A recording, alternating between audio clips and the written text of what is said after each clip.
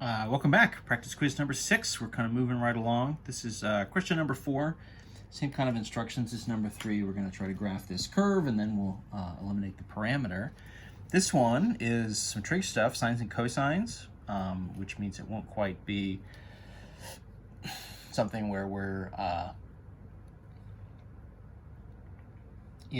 doing the old solve for t and sub it in move. We're going to be doing more stuff where we use sine squared plus cosine squared is equal to 1. Kind of use that to our advantage. In any event, let's get this thing graphed first before we get into the weeds on what the solved version, the other version of the equation is going to be. Suggested points here, just kind of going once around the unit circle. In some sense, we kind of know based on these functions, right? They're both going to repeat after we hit 2 pi. So it shouldn't be really a lot of surprise. We're going to see what the graph does on this sort of span of points. That should be enough. So x is going to be all these cosines. It's negative 3 times cosine. So cosine at 0 is 1 times negative 3 is negative 3. Cosine pi over 2 is 0. So times negative 3 is 0. Cosine at pi would be negative 1, but times negative 3 is positive 3. 3 pi over 2, that'll be 0. And then 2 pi, of course, brings us back to negative 3, right? Those guys are going to sync up. Y is going to be my sine values, positive 3 times sine. So at 0, sine is 0, so times 3 is 0. At pi over 2, sine is 1, so that'll be positive 3. At pi, it's 0, right? At 3 pi over 2, it's negative 1, so that'll be negative 3.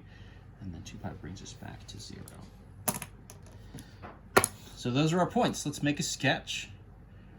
It looks like we're going to jump between positive and negative 3 in both cases, right? We're sort of expecting a circle out of this. And everything here, right, we didn't really do any kind of addition subtraction to these values, so we're not really expecting a circle to be shifted. It should just be centered at the origin. So we're just going to go 1, 2, 3, 1, 2, 3, 1, 2, 3, 1, 2, 3. And the question here, really, what's new is kind of where are our starting points and ending points in this case, right? So the starting point, x is negative 3 and the y value is 0. So my kind of t0 is there. What's next? 0 and positive 3. So that's going to be up here. So it looks like this is going to be, if we're doing our circle moves, this is going to be a circle where we're actually rotating clockwise instead of this standard one where we had a positive and a positive. I believe the rotation was counterclockwise. So then 3, 0 is going to be next, right? So that's time pi. And then as expected, right, 0 and negative 3, that's going to be time is 3 pi over 2.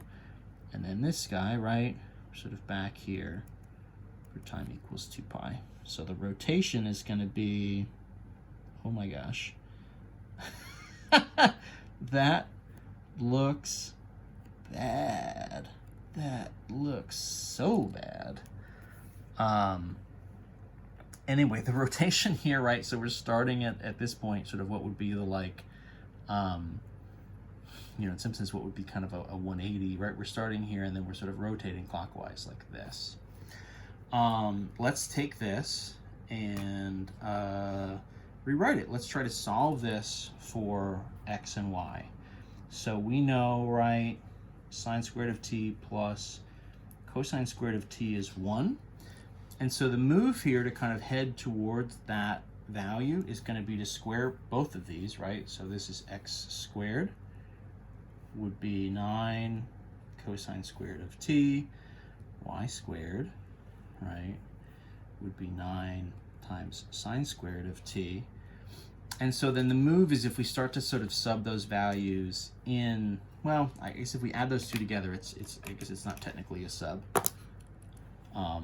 Right, so this would be, so 9 sine squared t plus 9 cosine squared t, right, would equal 9 times sine squared t plus cosine squared t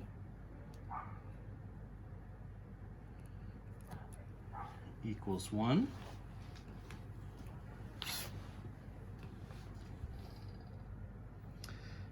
So what I'm going to be doing here is,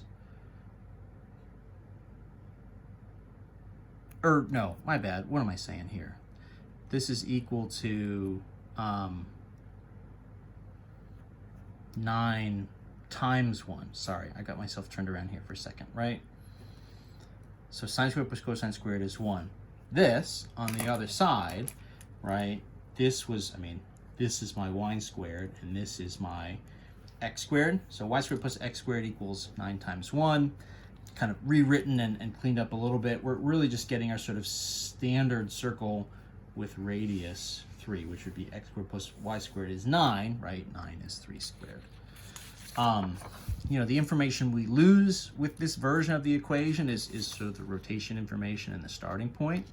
That just like isn't there anymore. That sort of information is lost. But, you know, as far as just like getting the points to line up and sort of getting that like circle picture, which again, oh my gosh, my axis is so bad. My circle looks really, really misshapen. My circle looks like an old pumpkin that's like 2 weeks out of Halloween, and it's all collapsing from the inside. Nevertheless, here's our equation, and that's the move. That's what we want for question number 4.